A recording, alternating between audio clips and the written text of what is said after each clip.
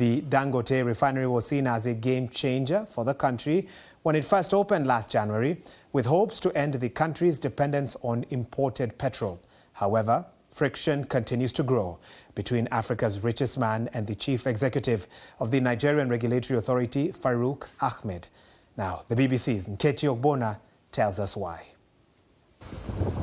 $19 billion and almost a decade in the making.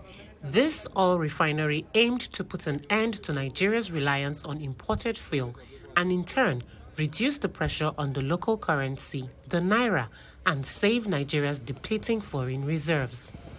Although it's one of Africa's biggest oil producers, Nigeria has had no refining capability until early this year when the Dangote Group opened a refinery in Lagos. Its 3 state-owned refineries have remained non-functional for over 2 decades, despite several governments promising to revive them. But in recent weeks, there's been growing tension between authorities and the refinery's CEO, Aliko Dangote. Nigeria's oil regulator is claiming Dangote's diesel has a high sulfur content and is inferior to imported fuel. In response, Mr. Dangote invited lawmakers to the refinery and claimed his results show a lower sulfur content than the imported products approved by Nigerian regulators. So I'm actually surprised for somebody to come and mention that, yes, we have a bad quality. We and the other modular refineries. I can't talk about the quality of the modular refineries, but our own today, like what I said, our own production, you have seen, we have tested it. But it's not just the quality of fuel that's been scrutinized.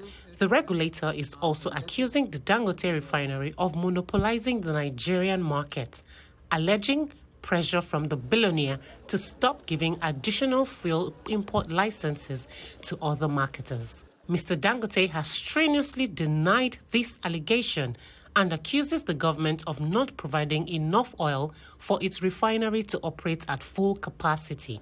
And supporting him is a senior executive from the refinery who is accusing international oil companies in Nigeria of plotting its failure.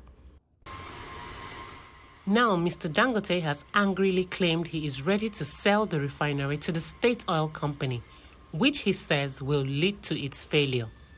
What's more, he's called off plans to invest in a new steel plant. The Dangote Group has been seen as playing a crucial role in Nigeria's economy. The country is battling the worst economic crisis in a generation.